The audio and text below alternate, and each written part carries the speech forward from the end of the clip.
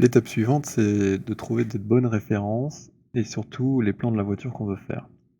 Donc en fait, même principe que pour les photos panoramiques, on va tout simplement aller dans notre dossier que Maya nous a créé et dans les sources images, on va coller plein de super images de la voiture qu'on veut faire. Alors ici, je choisis une coccinelle parce qu'en fait, on va bien pouvoir étudier les reflets avec toutes ces courbes. On va bien pouvoir voir tout l'environnement dans la carrosserie. Et puis, ben, ce qui est super cool avec cette voiture, c'est qu'en fait, il y a des gens qui ont été très créatifs et qui l'ont transformée en toutes sortes de trucs plus ou moins incroyables. Donc on va pouvoir être totalement créatif. Donc quoi de mieux que cette voiture pour faire un exercice rigolo.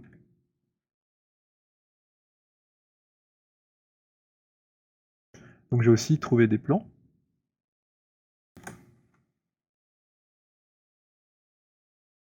Donc là, dans Images, par habitude, je mets plutôt mes textures dans Images et mes références dans Source Images. Alors le plan que j'ai trouvé, que je trouvais bien, c'était celui-là. Déjà parce qu'on a la vue de dessus, hein, on n'a pas toujours toutes les vues. Et puis il avait l'air, assez, précis. Donc parfois on a des plans un peu chelous, qui ont été dessinés à l'arrache et les vues elles correspondent pas. Et ici on voit que c'est quand même relativement bien aligné, on comprend que ça a été fait sérieusement.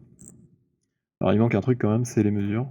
Du coup, ben, j'ai récupéré cette autre planche, mais on peut trouver les dimensions sur Wikipédia. Après il faut faire gaffe parce qu'il y a plusieurs versions de la coccinelle et il y a des petites différences. Donc on peut se retrouver avec, bah, les plans d'une voiture et les dimensions d'une autre. Dans notre cas, ce sera pas très grave, hein, parce qu'on va pas vendre, la voiture, sous licence ou que sais-je encore, donc c'est juste pour l'exercice. Donc l'étape, suivante, que je trouve facile moi, c'est de recouper dans Photoshop chaque vue, bien tangente au bord.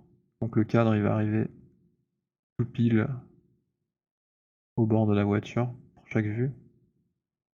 Et donc ça nous donne voilà, la vue front comme ça, la vue side, la vue top. Il en manque une d'ailleurs, qui est la vue de derrière. J'ai oublié de copier. Et en fait, quand on va créer un cube à la bonne dimension, et que la texture va s'étirer sur toute la taille, ben, ça sera bon directement comme ça. Et c'est d'ailleurs ce qu'on va faire tout de suite. Donc ça, je le mets de côté pour pouvoir voir les dimensions.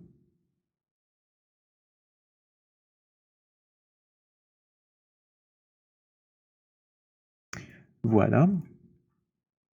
On va créer une nouvelle boîte.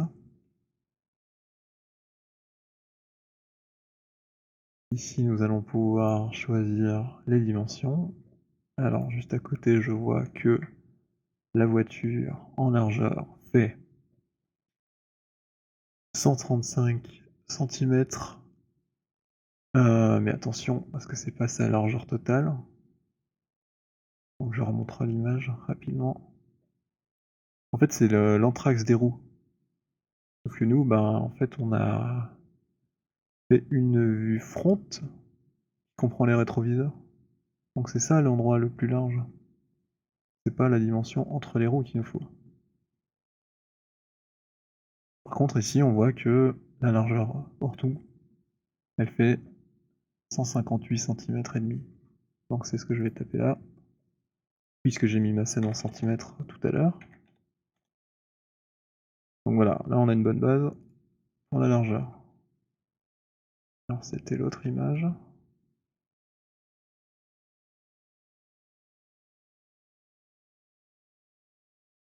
Ensuite, sa longueur, 4,8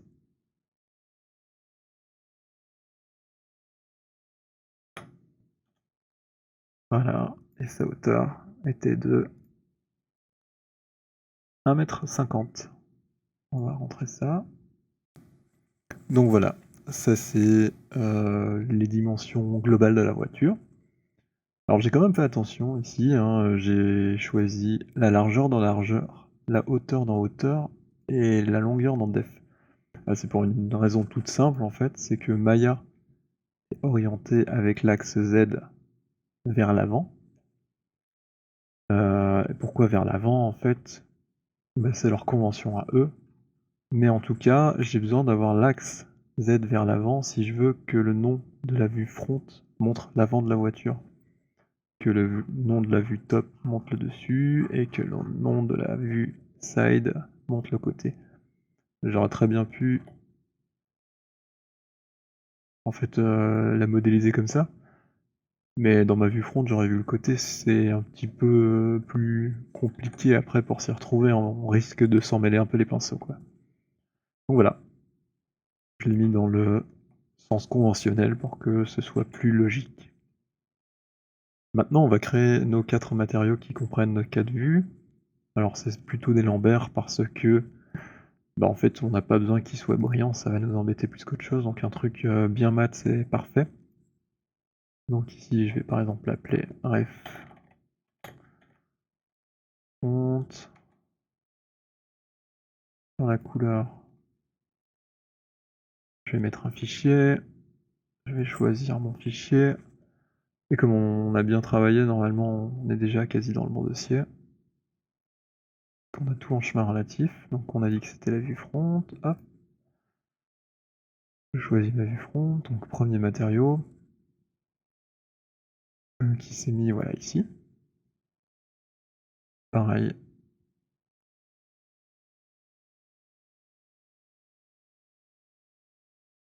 Ah bah là j'ai un petit bug, il me sort pas de mon... Ça y est. Mais non, c'est pas grave. Nom de Dieu, qu'est-ce qui se passe?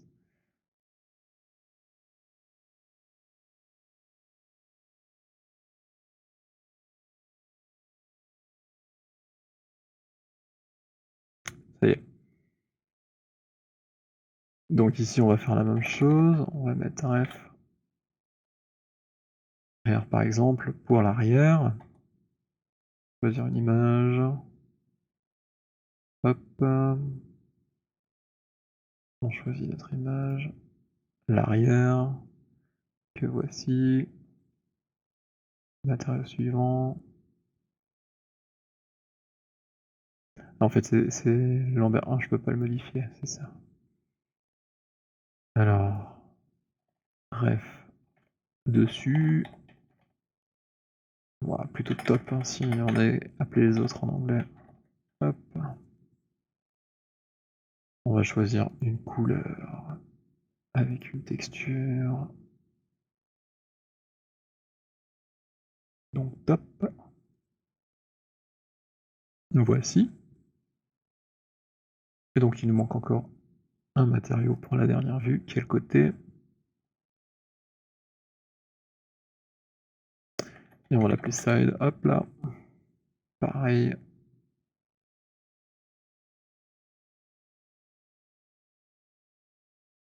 Et side, voilà.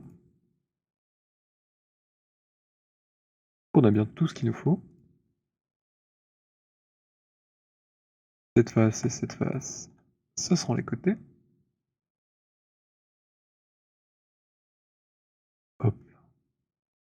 Voilà. Celle-ci.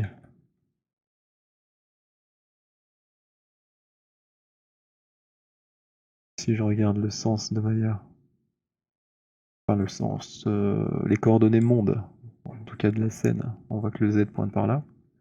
Ici, c'est les coordonnées de ma face que je vois, donc il faut faire attention. Donc ça c'est l'avant. Que voici. Hop, j'assigne ma petite texture. L'arrière qui se trouve ici. Voilà, il me reste les deux vues de dessus. Que j'assigne comme ceci aussi. Alors là, c'est tout pété, malheureusement. Il y a un petit truc tout simple, c'est dans le UV-Editor, on voit en fait que notre boîte elle a des UV auto. Bon là on voit pas très bien ce qui se passe, mais si on clique ici pour avoir le remplissage bleu, c'est beaucoup plus clair en fait. Nous on veut que chaque face corresponde à tout. Donc on va sélectionner notre shell et puis on va faire un unitize qui va remettre chaque face sur l'entièreté de la surface des UV entre 0 et 1. Donc ici, chacune des faces occupe toute la surface du UV entre 0 et 1. Et là, c'est vachement mieux. Alors on a quand même des petits accidents. Donc on va prendre ici le shell directement dans la vue 3D, et puis dans les transformations, on peut tout simplement leur faire une rotation. Alors ici on voit que l'avant de la voiture, il n'est pas vers le Z. Donc là ce sera plutôt un miroir qu'il va falloir faire. Donc on va faire un miroir sur U. Voilà. L'avant est bien devant. Le dessus, il y a un petit problème aussi, hein, visiblement, il est tourné dans le mauvais sens. On va lui faire une rotation. Voilà, super, l'arrière est bien du côté de l'arrière. Et ici, pareil. Ah bah c'est pas le bon sens. Voilà. On est pas mal. Et l'avant est déjà bon. Alors tout ça, on n'a plus besoin, on peut fermer.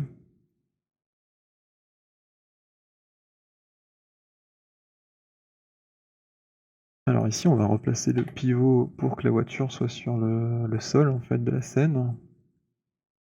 Donc avec le fait, on snap au point le plus bas.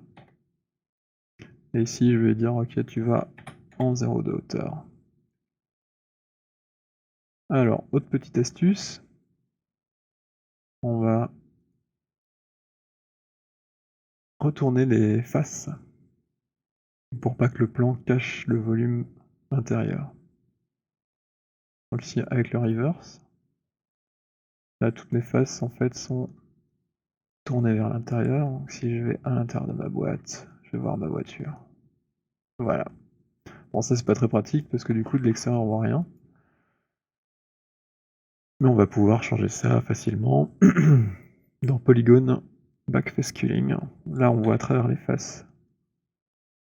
Enfin, en tout cas à travers le dos des faces. Et donc on a bien un volume dans lequel la voiture peut s'inscrire avec des plans qui vont pas nous gêner.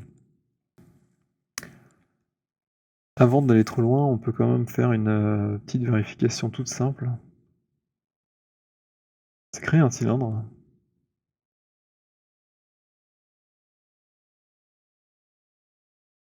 Voilà. Le tourner comme si c'était une roue. Avec l'incrément activé ici si nécessaire hein, pour faire une rotation qui correspond à celle de la roue. Et si je vais dans mes multivues et que j'affiche les textures, hop, hop, hop, bah j'ai bien dans la vue side le côté, dans la vue front l'arrière. Ah bah c'est pas bon du coup. Donc ce que je pourrais faire c'est interchanger mes matériaux. Donc ici mettre la vue front. Bah oui, hein, puisqu'on voit au travers maintenant, bah c'est inversé. Voilà. Et donc là, ce serait plutôt la vue de derrière.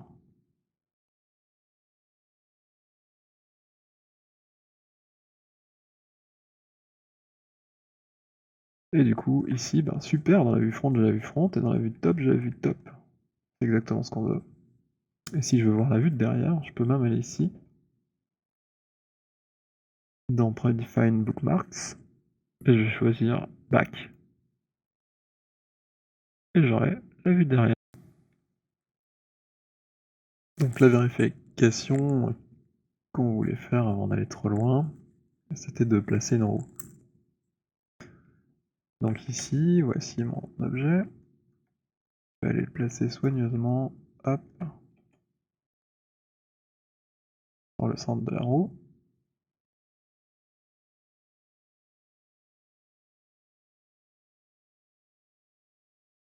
On va pouvoir augmenter son rayon.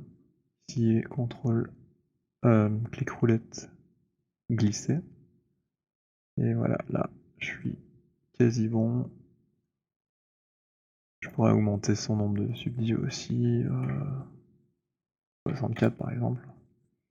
Et là, en fait, je vois que, bah, mes roues elles sont pas rondes. Donc j'ai forcément fait une erreur. Et en fait, ça me rappelle une anecdote, la toute première voiture qu'on avait dû faire à l'école, et bah, il y avait un gars de ma classe, il a fait un truc tout bizarre avec des proportions complètement étranges. Et puis, on dit: «Mais comment tu es arrivé à un truc pareil?» Il dit: «Bah, j'ai suivi les plans, Sauf qu'en fait, les plans, bah, du coup, il les avait, justement pas très bien placés comme ça. Il avait pas trop vérifié, qu'ils étaient bien, aux bonnes dimensions et donc c'était complètement parti en couille. Et en fait, ici, j'ai fait exprès de me tromper tout à l'heure. J'ai écrit 480 et en fait, c'est 408 qu'il fallait mettre pour justement montrer que, en fait, c'est tout simple. Ah bah, mon cylindre, il est derrière, voilà et là, j'ai bien une roue ronde, donc normalement, en tout cas, cette vue-là, elle est bien proportionnée. Après, la largeur, je peux me tromper, mais ça, c'est une façon stupide et très rapide de vérifier qu'on part sur de bonnes bases avant d'aller trop loin. Alors ici, on a un problème, c'est que, en fait, c'est ma boîte qui est devant le cylindre. Dans la vue front, je peux pas sélectionner mon cylindre, parce qu'il a été créé au centre. Donc il y a une façon, très simple de corriger ce problème, c'est de créer un calque avec cet objet sélectionné ici. Et en fait, on va dire: «Bah, crée-moi le calque avec, l'objet sélectionné». Voilà. Et puis ici, le petit R pour référence. Et en fait, une fois qu'il est en référence, il est visible, mais il est pas sélectionnable. Donc je vais pouvoir sélectionner ce qu'il y a à l'intérieur, bah, ma future voiture, en fait. Puis ça aussi, je vais pouvoir les mettre de côté, hein, j'en ai pas besoin tout de suite. Ou le sol, comme ça ils me gênent pas. Et je vais pouvoir les ajouter à ce calque, en faisant ajouter la sélection. Et donc maintenant, en fait, tous les trucs là, je peux plus les sélectionner. Par accident en tout cas. Ce qui est facile, c'est que je peux quand même ici aller dans l'outliner et récupérer mes objets. Donc je vais leur donner des petits noms pour pouvoir quand même les retrouver facilement puisque je peux plus les sélectionner là.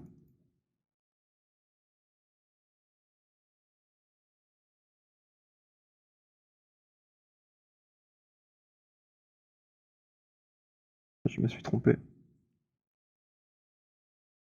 Ça c'est le vert.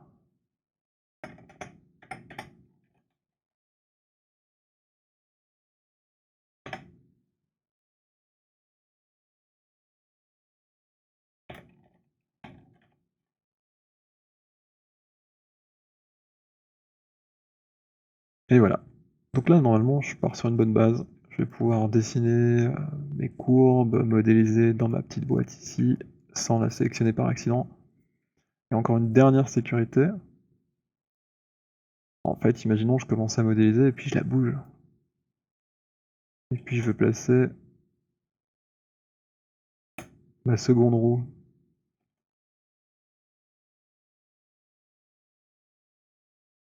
Ah, ça c'est un bug aussi qui arrive assez souvent dans Maya.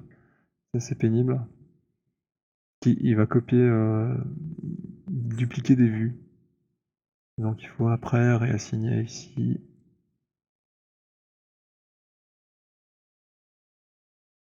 Et puis on voit qu'en fait on est bloqué. Dans View, Predefine Bookmark, ça marche pas. Heureusement on a ici panel orthographique. On va pouvoir mettre la vue front par exemple. Et ça marche pas non plus. Qu'est-ce qui se passe? Front on a dit. On va essayer l'autre.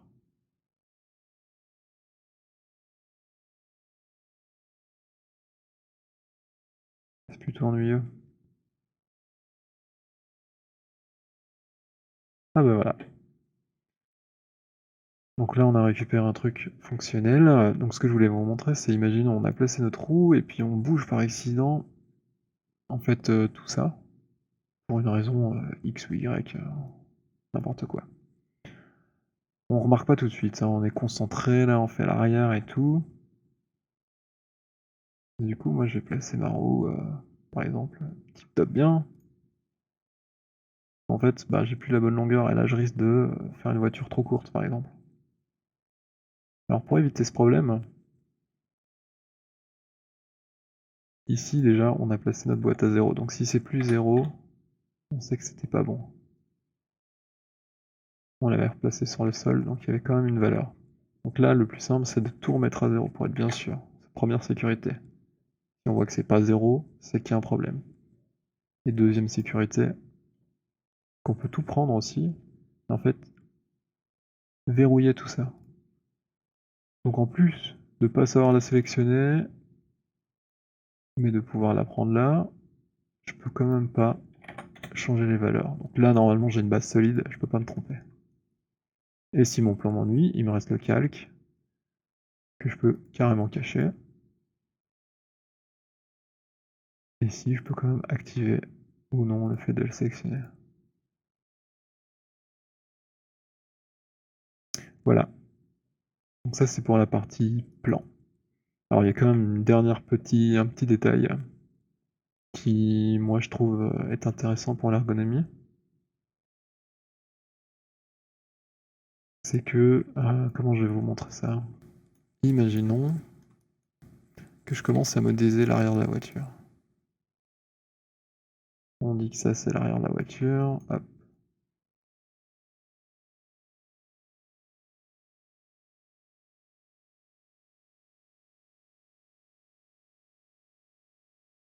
Voilà, c'est très réaliste. Et ben, ça m'embête parce que, en fait, dans la vue front, quand je vais vouloir faire par exemple les phares, je vais voir cette partie arrière là qui m'ennuie. Et donc, bah moi, j'aime pas trop ça. Donc ce que je vais faire, c'est aller placer mes plans au milieu de la voiture, en les détachant. Là, j'ai 2 objets. Évidemment, celui-ci, il a pas trop aimé le fait de se séparer en 2 et donc il a un peu perdu ses propriétés. Donc il va falloir activer les faces transparentes. Non, donc maintenant j'ai une face ici séparée, je peux centrer son pivot, je peux la placer à 0. Et là, ma face, elle cache, bah du coup, la pièce qui est juste derrière qui m'ennuyait. C'est bizarre, je peux pas, voilà, la sectionner. Donc là, je la vois plus. Bon, moi, j'ai plutôt tendance à placer mes plans comme ça au centre. Hop, je vais faire pareil, extraire la face. Bon, en réalité, ici, j'aurais dû le faire avant, c'est un peu relou. Supprime l'historique de tout ça.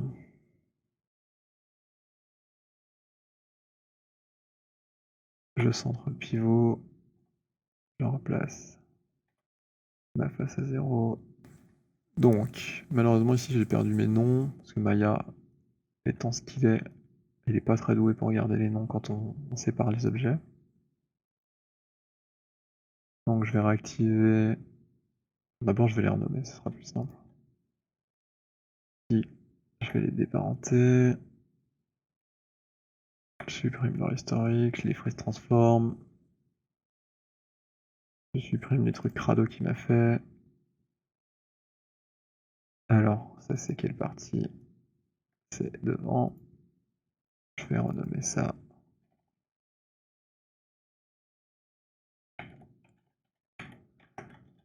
Hop.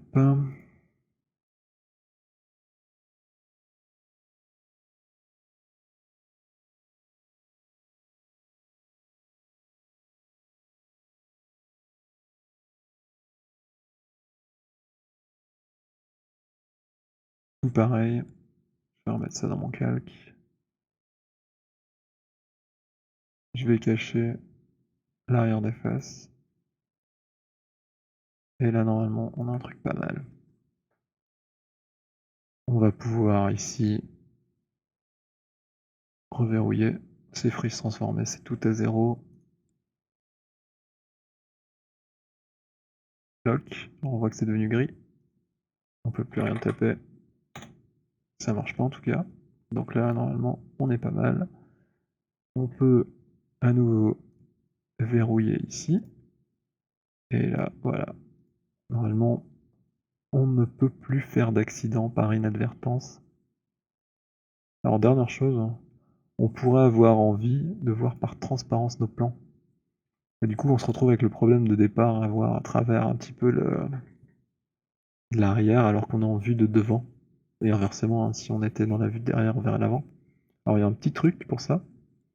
Choisir la caméra qui nous concerne. Donc ici c'est la front. Et dans ses propriétés, on a des clip planes. C'est-à-dire à partir d'une certaine distance, il va ni afficher ce qui est trop près ni trop loin. Et nous, en fait, on n'a pas envie d'afficher ce qui est trop loin de la caméra. Donc, la caméra, elle se situe ici. On a même sa position exacte. Elle est à 1001 mm du centre du monde. Donc si on filme d'ici à peu près à 1000 cm, normalement on ne devrait pas voir l'arrière.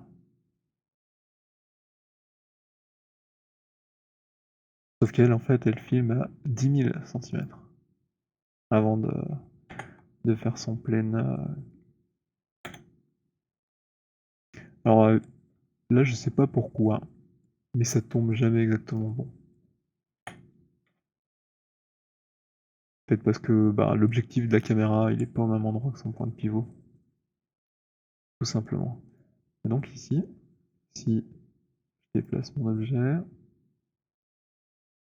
on va voir quand il apparaît. Hop, hop, hop, hop, hop. Là, je suis presque à la moitié. Il apparaît. Ouais, il apparaît à partir de là. Donc ce qu'on aimerait, bah, c'est éventuellement que ce soit ici, ou pas forcément en fait. Parce que finalement le point le plus haut de la voiture, il est plutôt là. Donc je vais déverrouiller ma référence. Je vais les sélectionner toutes les deux. Bah, en fait ici je pourrais très bien les prendre. Malheureusement c'est verrouillé. Donc on va déverrouiller ça. Et hop, on va le placer ici. On verrouille. Alors là il voudra pas, parce qu'en fait il va dire que les autres axes sont verrouillés. Alors c'est beaucoup de chipotage, hein, j'aurais dû faire ça dans un autre ordre, mais ici c'était pour l'explication et essayer de montrer pourquoi en fait j'ai pas gardé ma boîte de départ. Donc là on les a bien frisés, tac, c'est bien.